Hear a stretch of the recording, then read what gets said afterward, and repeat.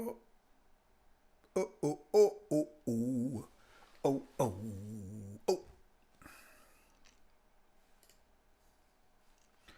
All right, guys. I sure hope this is broadcasting. Let's see what we got. We got that, and we got this. Hmm.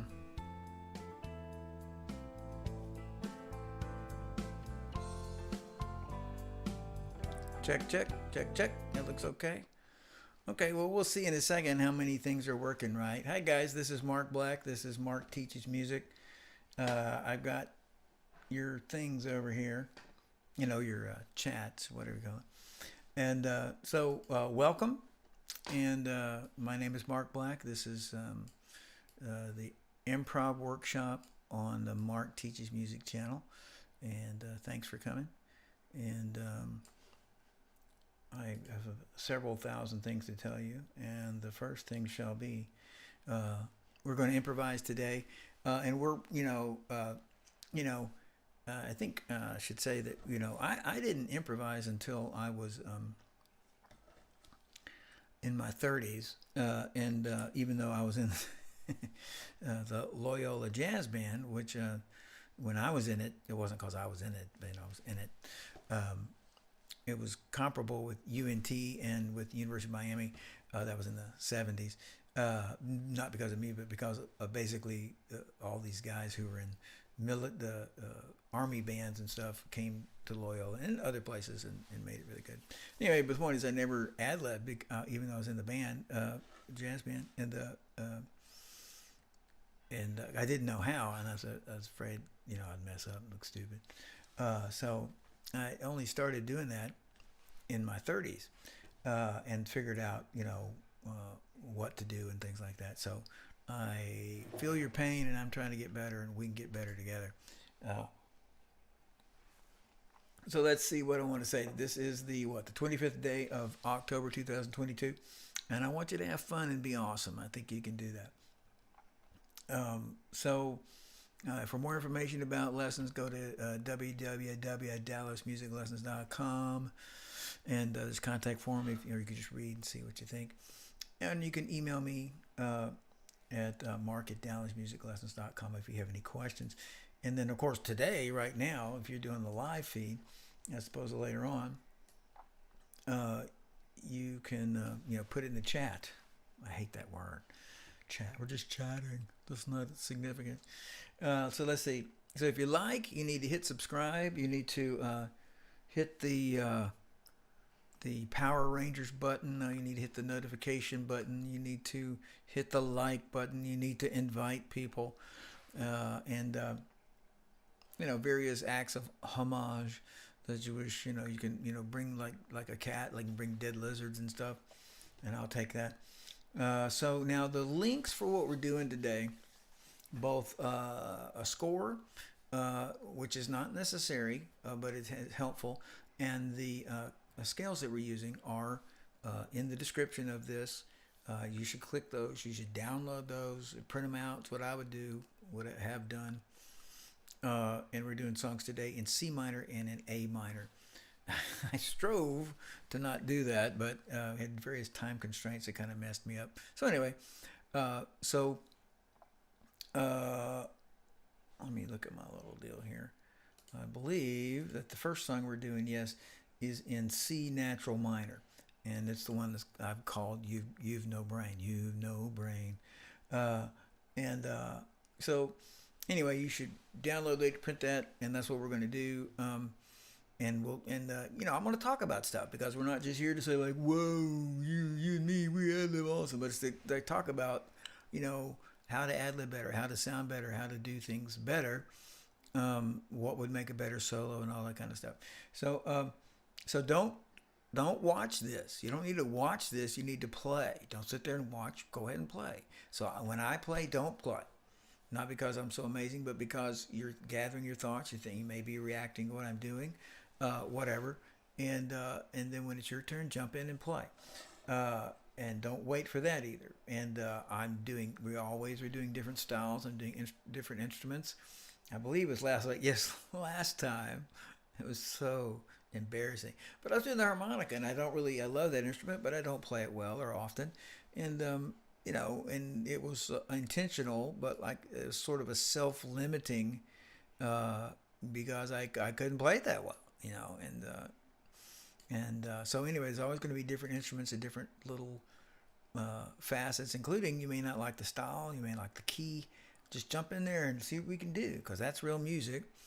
And then when you perform, by the way, it's fine if you say, well, this really matters now. People are watching me. I'm going to get the big bucks. I'm going to get the contract. Then you can say, let's put this song in my key. Let's put this song on the instrument I'm the best at, that kind of stuff. Let's see. So, and then if you're watching this after the live stream, you're watching this as a video. If what we're doing is too hard, go back to earlier things, earlier episodes, session 1, session 2. Session 1, the songs just have one chord, not just one key, one chord. So, or you can just stay and don't try to play so fast and things like that. Just listen. So, just by the way, if you're sitting there, anytime you're trying to improvise, so this is not my idea. I've had the idea, but it is not my idea alone. So you're trying to prime the pump, trying to come up with ideas on what to do. Sing. So your voice is connected much closer to you, and what comes out is much closer to what you would really like to do.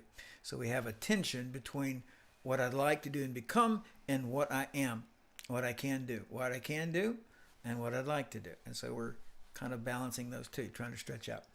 So the first song is in A natural minor, which means it uses the same notes as the C scale, which is its relative major. So this is the notes of the C scale. If you're playing the B flat instruments, the notes of the D scale starting on B. If you're in using an E flat instrument, which is only one common one, which is the alto saxophone. I doubt there's anybody playing the E flat horn here, but and that would be the key of F sharp minor, which is the same notes as the A scale. But for everybody, all the C instruments, this is the A natural minor, and this is all in the description. And here's my handy guitar. Let's see if it has handy sound. I hear sound.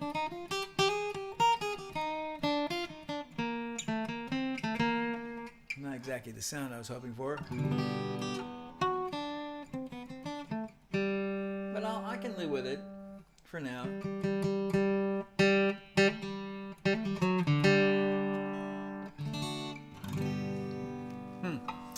Okay, now I'm going to change my shot. Since I'm using a fretted instrument, instead of my lovely face, I'm going to use this shot. Well, since I'm using a fretted instrument, I'm going to use this shot. That looks fine. I didn't want this to be here. Let's get this out of the way. Go away! You'll bother me, child. All right, so there we go. So there we have a guitar. There's the nut. I'm not talking about myself. Yes, there we go. Perfect, or good enough. Okay, so now, first thing I want us to do, let's listen to this progression, this song. And so we were trying to absorb, where do the changes come in? What are the things that we want to do? So here's chords.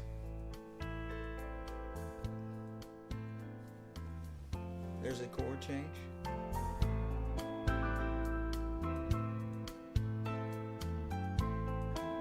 And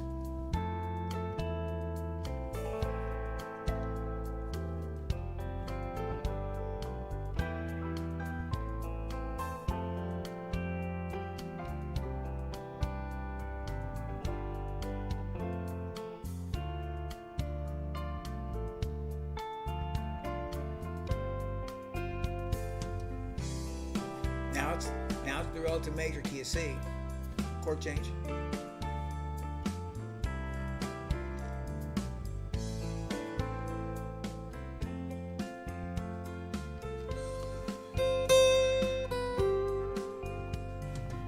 Okay.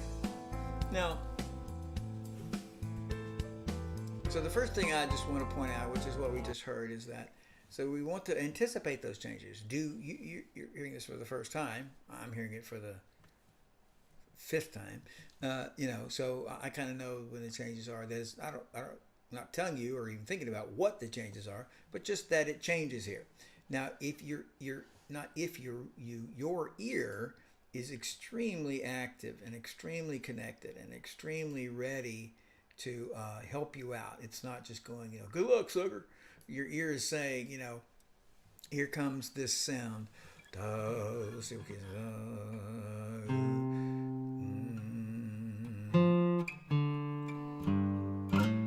Yeah.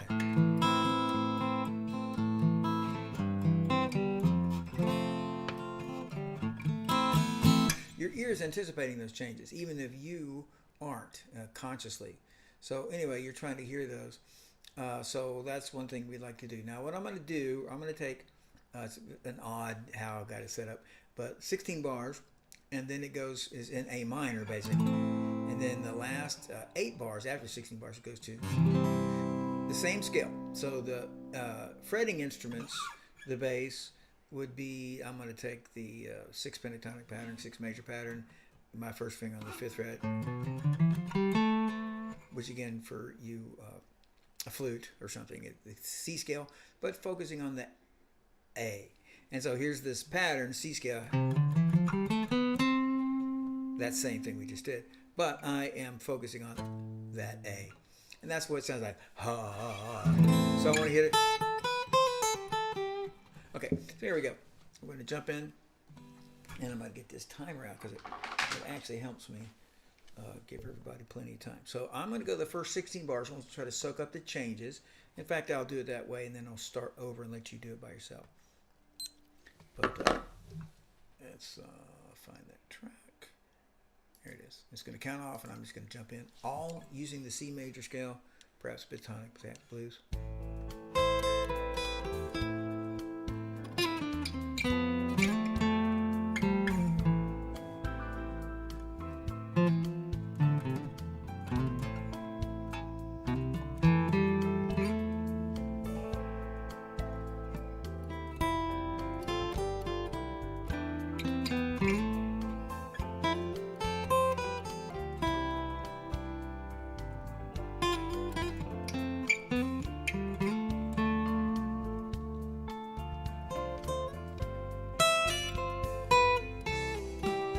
Stop and start over so you could do the same progression I just did.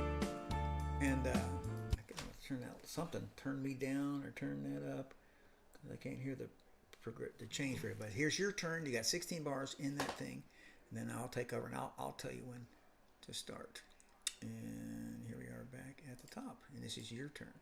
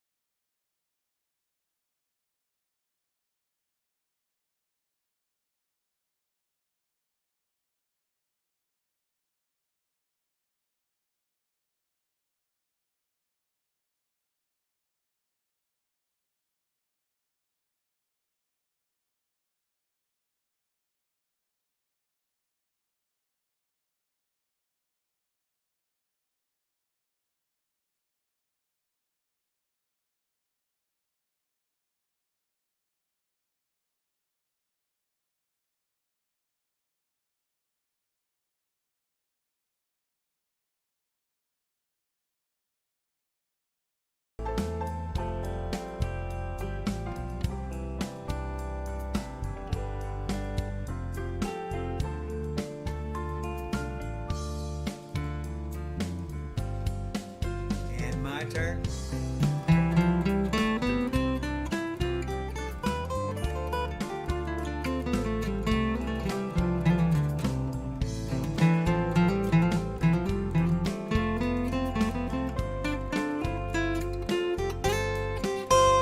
Your turn.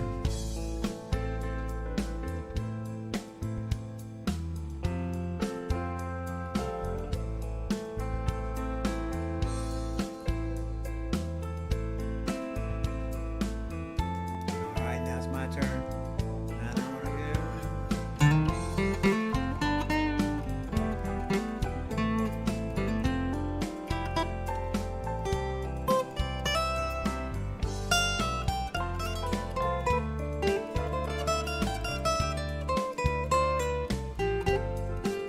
Your turn to C. Happy.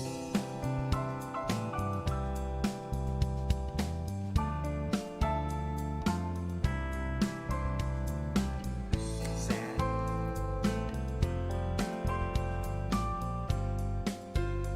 Okay, it's my turn, and I will talk and say that when I'm saying happy and sad, yes, I do. You do need to get to where you equate minor is sad and major is happy. So when I say, you can hear it. I'm gonna let this play. So it's just kind of listen. Kind of sad, right? Sad. And now it's kind of maybe in the middle right here. You're not. What is this? Is it sad? Is it happy? Okay, but don't play. Still listening. Now check it out. Now it is happy, friendly. That means it's C major. We defined it's either C major or A minor. So this would be the, hear that? So this has got to be the sad part. I mean, it was the sad part. Now it's kind of like it's going to get heavy, but what does it do? It goes back to sad. So it's A minor. Now what does that mean? Does that mean you have to play, I don't know what, you have to hit A's? What does it exactly mean that it's sad, it's happy? Yes, there's a whole lot of details that we can add, and learning every chord and all that kind of stuff. That's why I have the chord chart. You should have had it open. It's okay if you don't, because what I'm saying is the primary thing is your ear. Your ear saying, this is sad. I'm gonna make it sad, as opposed to saying it's not wrong to say. Here comes the where are we? C. So that was me arpeggiating a C chord. Hey, it's C. Play C. Here's A minor. A minor. There's A minor chord. So I can do it intellectually with my left brain, but I can also do it with my right brain, my heart brain, my ear brain, and say it sounds sad, and lean for that. And that's both of the things we should do. We should do both things. We should know here comes the A minor chord, here goes the E minor chord, here's the F chord, here's the G, and respond to those. But also, you can hear them without knowing what they are exactly. Da, da, da, ba, and learn to anticipate that sound and make it sound good. Okay. And I'm going to go ahead to get it back in. Here's my turn to go.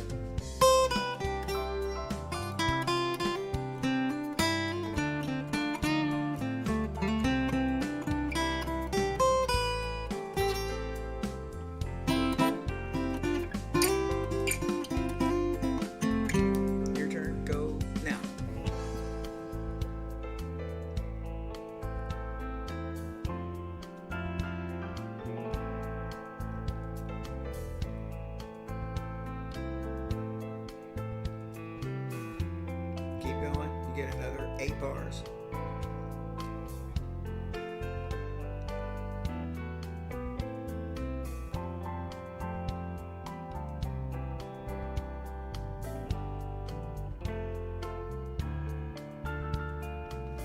And my turn, and I go. All right, now I go.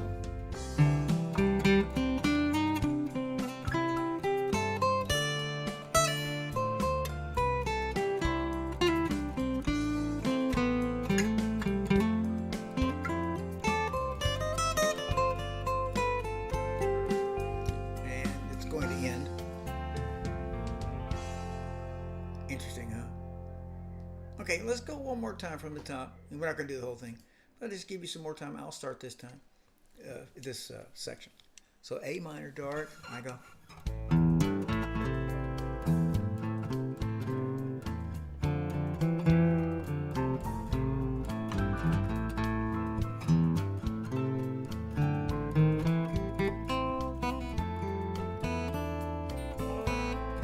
Your turn.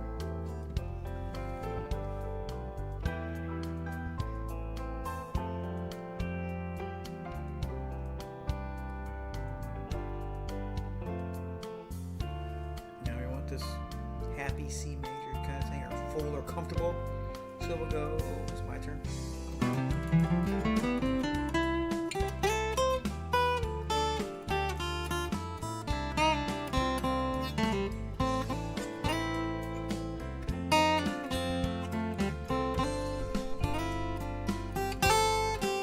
Your turn.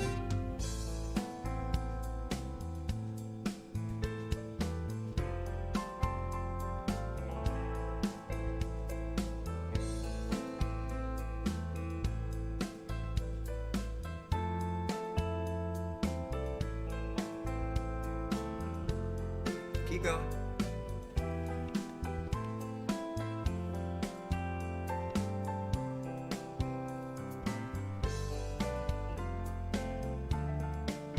Here comes the happy part. And go. I'm sorry, right here. Go.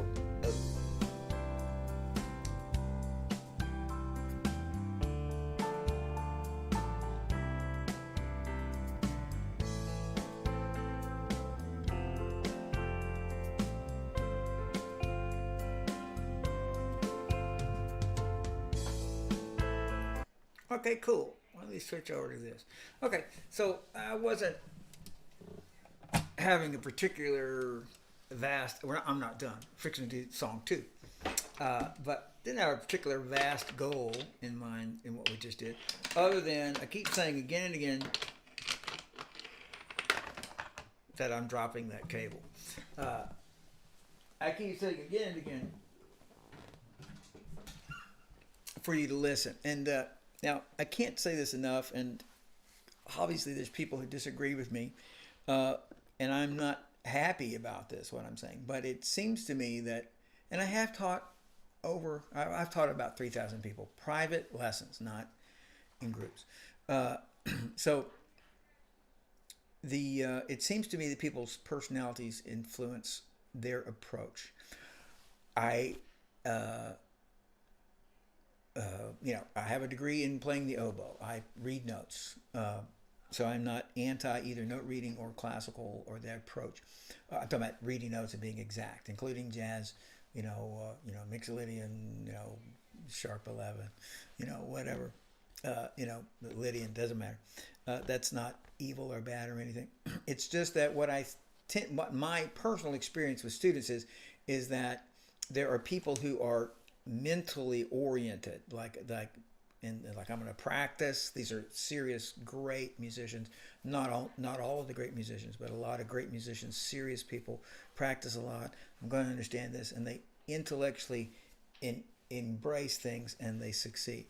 And then there are lots of people, maybe 65% of people who are trying to be good musicians, that are following that model. If I'm going to learn all this stuff, and I'm going to, and I'm going to learn all these details, and oh my gosh, I got to learn this note for note, gigantic solo and this solo and this solo, which is wonderful. It's so wonderful. But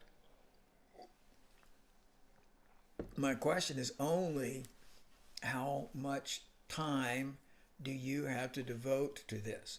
And so I'm just talking. I think if you have an hour and a half to 3 hours a day to devote to playing, then I think an intellectual approach, knowledge is crucial. We can't do anything without it. But if you just have an intellectual approach, unless you're very brilliant or very skilled physically initially from the beginning, you're going to have a hard time. If you practice 30 minutes a day, it's not going to come free for you. This is my opinion, of course. So for most people, I feel like people are hung up on, what was that chord? How do you play this? 11 chord, which is wonderful. It's what we should do. But there's another thing, and it's called your ear. So you can use your ear, and I hate it sounds sappy, but you can use your heart too, your ear and your heart. What would you like to hear? That sounds good.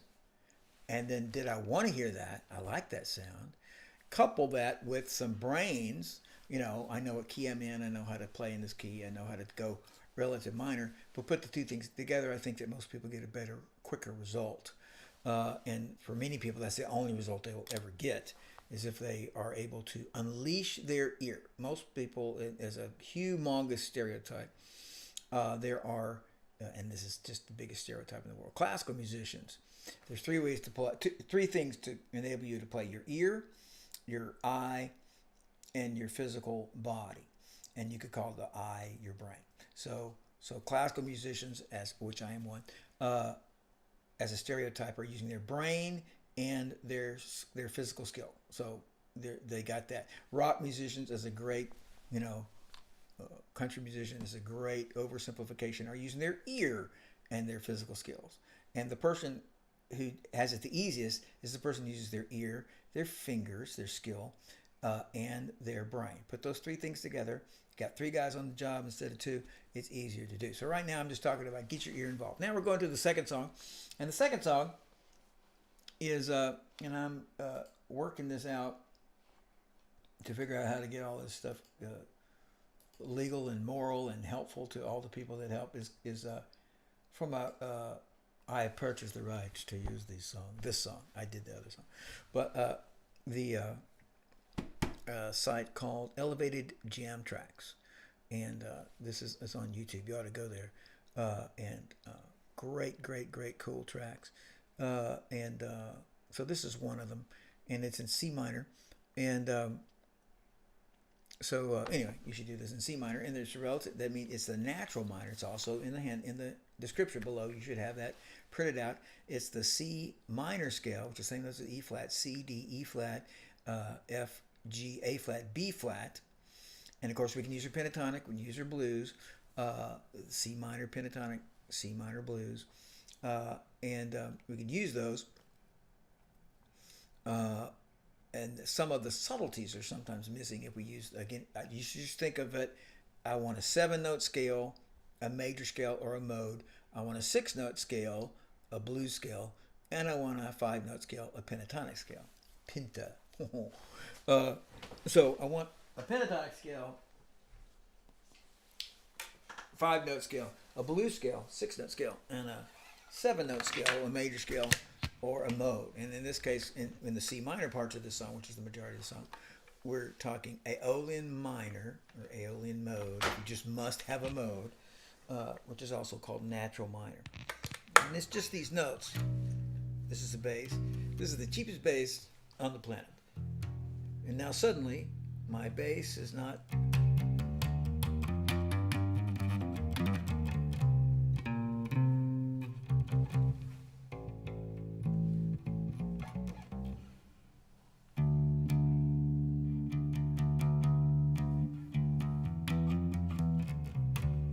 Okay, so my bass doesn't seem very loud to me, but hopefully I can see it. A pretty good signal. You might want to holler in the comments or the chat if it's not loud like it should be, but it looks like it is. So anyway, let's pull this up in A minor, and here is the jam. Here's the jam. I believe this is Strawberry Jam. Yes, when I was in high school, we had a stupid group just for one gig, and I named it Strawberry Jam. I was not the lead. And so there we go. I'll let you hear what this sounds like. And yeah. Unfortunately, I had no time to practice any of these things. Let's make this make sound. There it is. Deep. Woo! Wow. Let me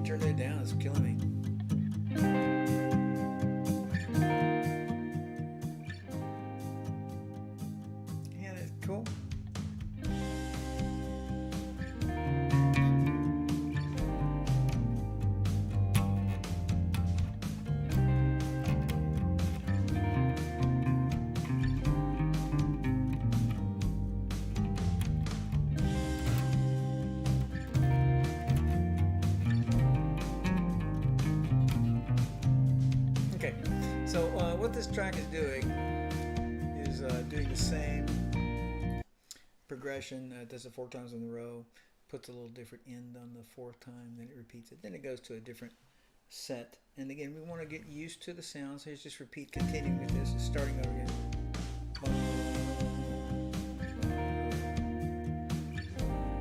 Some nice chords, 2s with 11.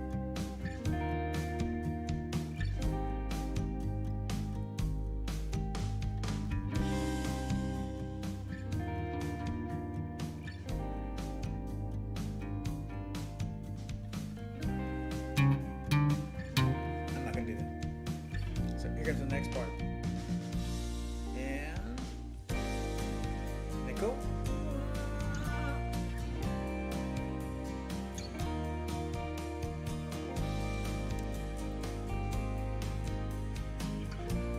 Notice that's jamming along. It's going to repeat, right?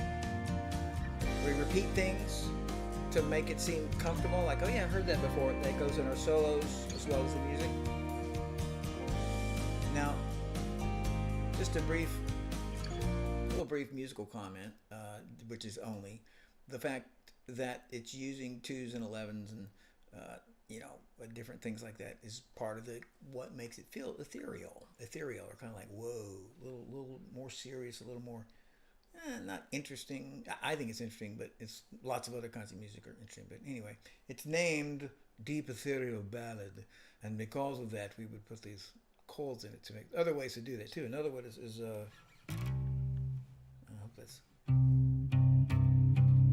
hope that bass is.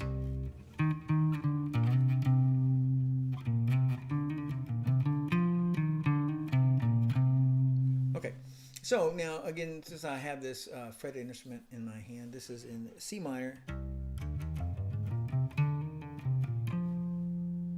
which could be here, C, pentatonic, blues, first, starting on the 11th fret, which is an E flat. And I've said this a bunch of times. Look, okay guys, we're going to play the E flat major scale. But with the background behind it,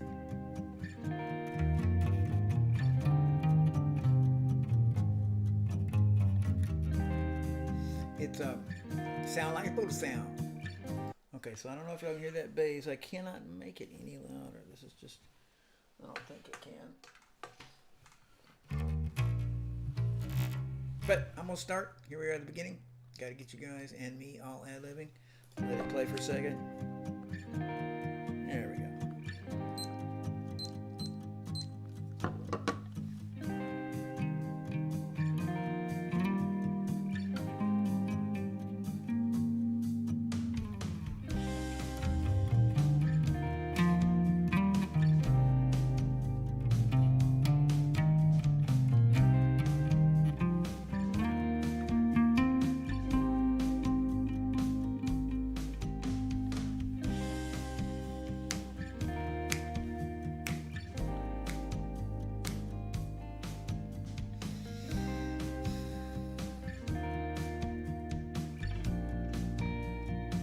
Gonna go back.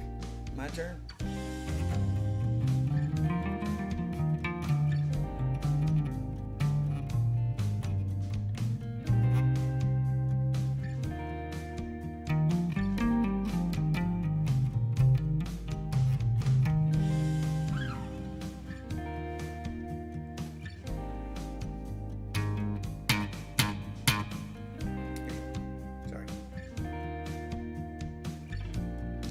Section change now, and here we're going to get that second change.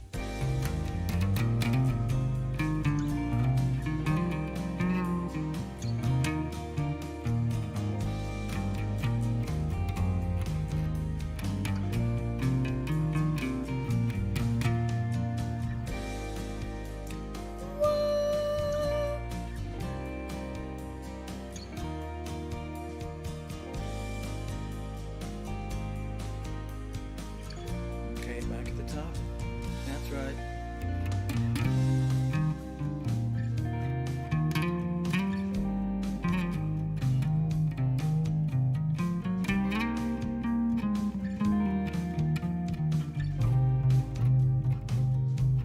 going longer now.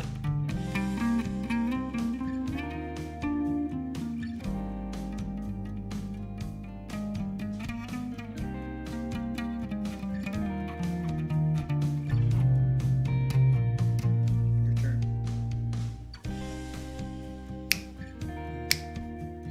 Feel the groove? Not 1, 2, but 1, 2, 4 to make it groove. You feeling that? Keep going. Darn it.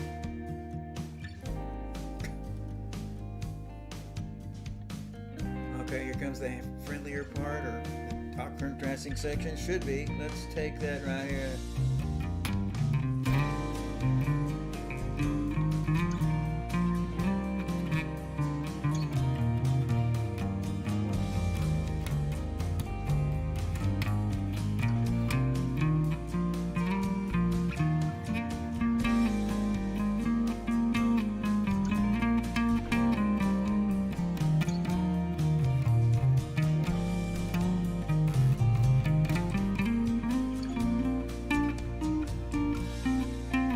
Your turn.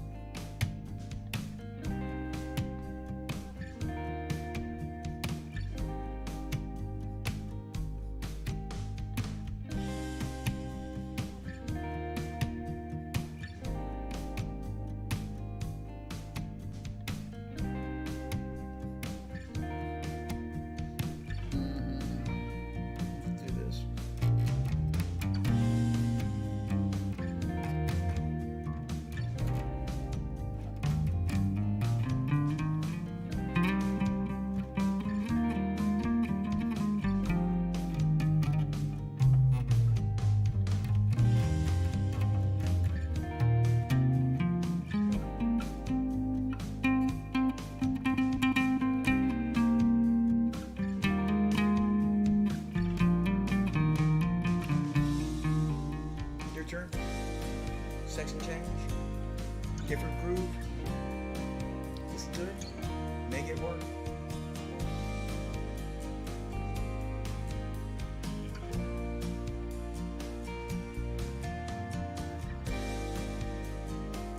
Ethereal.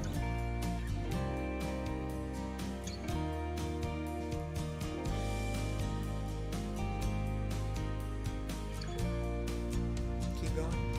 Take it back to the original.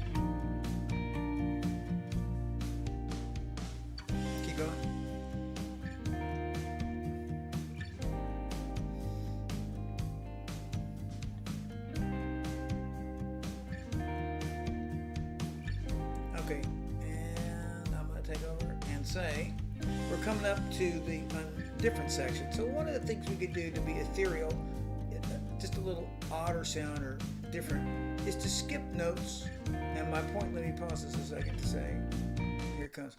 So the idea that, so you're going to go up, so go up further than you were going to go up. So instead, in other words, I'm going to go, so I go, instead I go, you know, and my point is, forget about this instrument. You do that on your saxophone, you do that on your sack butt. You know, you do it on whatever instrument you're playing on. So you were going to go down, try instead of going up one note, try going up 2 notes, try going up 5 notes, you know. And if you're in this key, in this case C minor or E flat, they're going to be right notes, but they'll contribute to the wildness and I'm not going to try to, I don't think I can do anything, you know, really flashy or amazing. I'm not going to try to do that.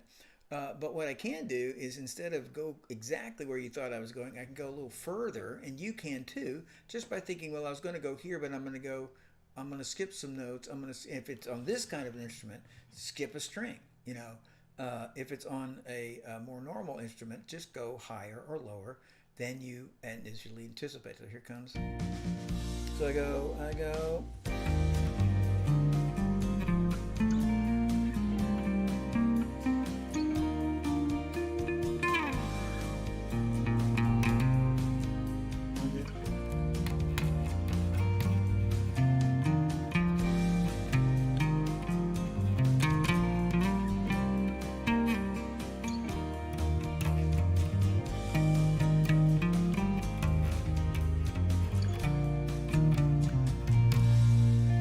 Now, by the way, I thought that sounded pretty good.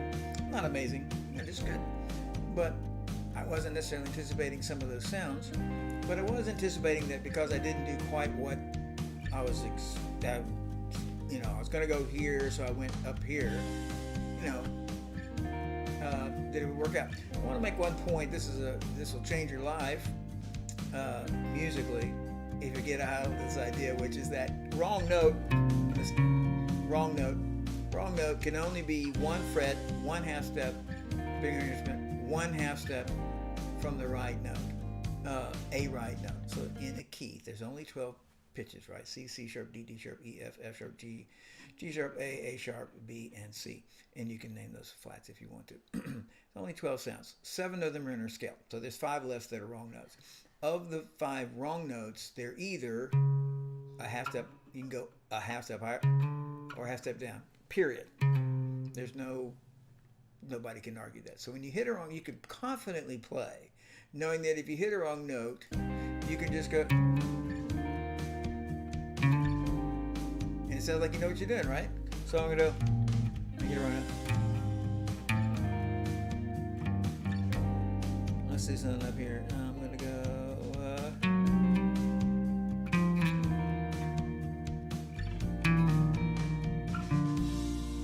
I'm not saying that's amazing. I'm just saying I can hit a wrong note, and let's get going.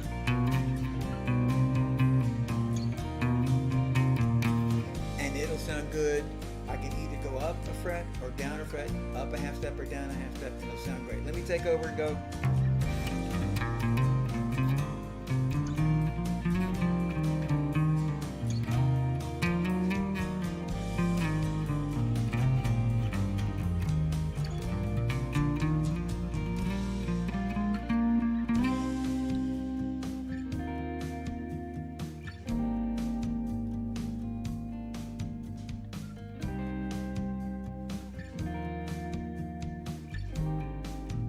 Still your turn.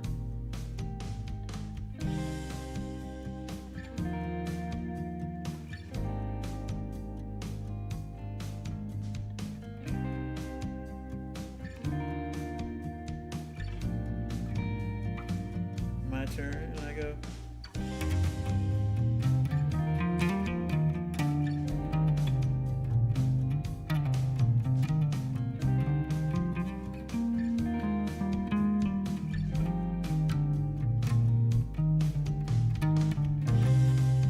Now, at any point when you're listening to anyone, the world's best musician, whoever they are, including me, but including yourself, you hear something that is cool, you're improvising.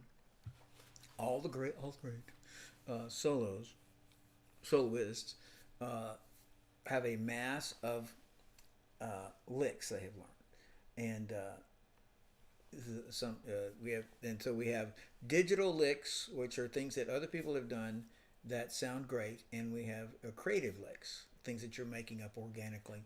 And creative licks are slow because you're understanding what to do, kind of go, and digital licks are fast because it's just like do this thing you know sounds good. And you could call it the 6 pentatonic pattern or a pentatonic pattern. You can say what are we going to?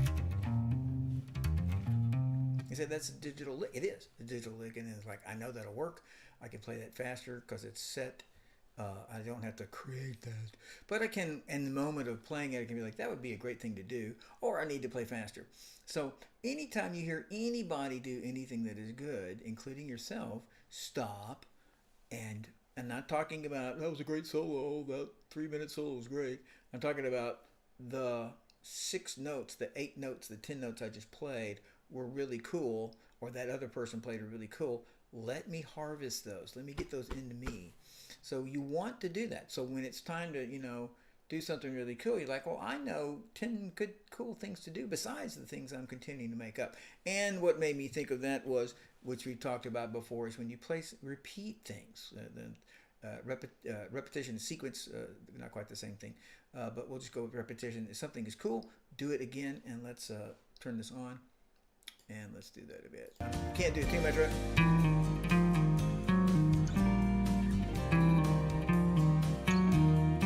I don't think it sounds very good, but I did it 3 times, and so the listener perceives that as, well, that must have been pretty good because he did it 3 times. And it works even better when it's a good thing you do. So now I'm going to do, so I'm saying repetition, even repeating 1 note. So I go, so I'm trying to do this. Check it out. Listen to it.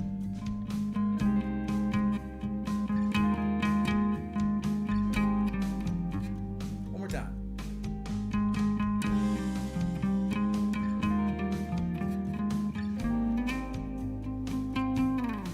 So it must have been good because I did it again. And particularly it sounds even more better when it actually is something that's good. So I just said 2 things really, one of the things just phenomenally important. And that is you're playing a wrong note and the right note is only a fret away. And that's a rule. And you're on this kind of instrument, you just slide up or slide down to, you don't know what the note is. You just know, I know for an intellectual left brain fact that a wrong note, came in, C. Okay, so this note, which is wrong, so I'd hit it, I'll slide up, and it'll sound great.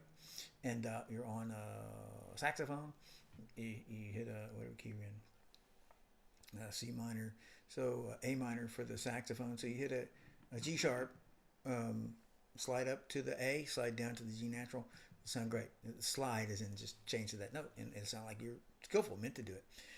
And then that is a huge thing. And the second thing is try repetition, repeating things, including single notes.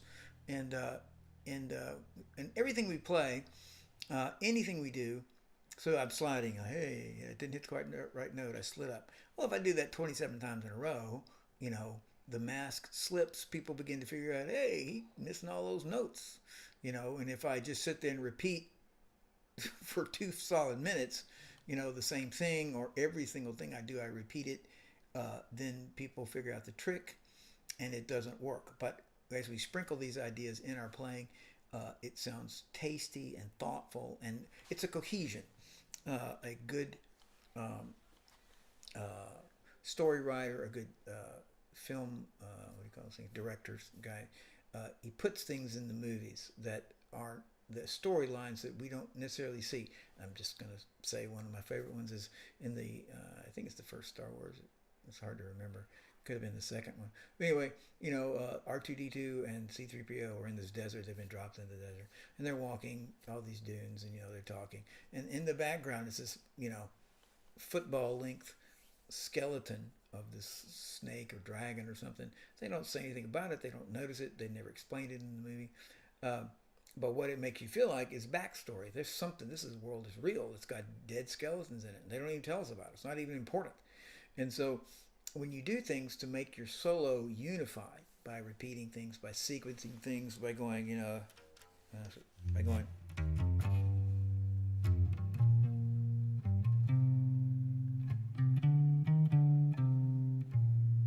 So he's doing something, does it again. It's like, hey, that guy's thinking about it.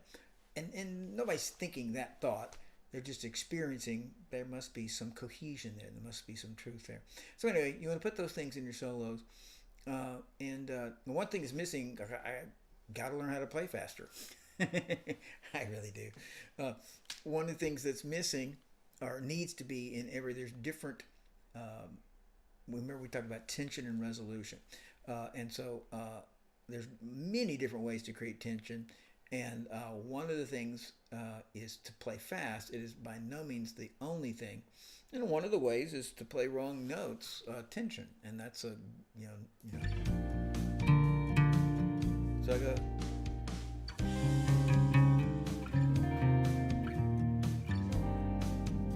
I can do that on purpose.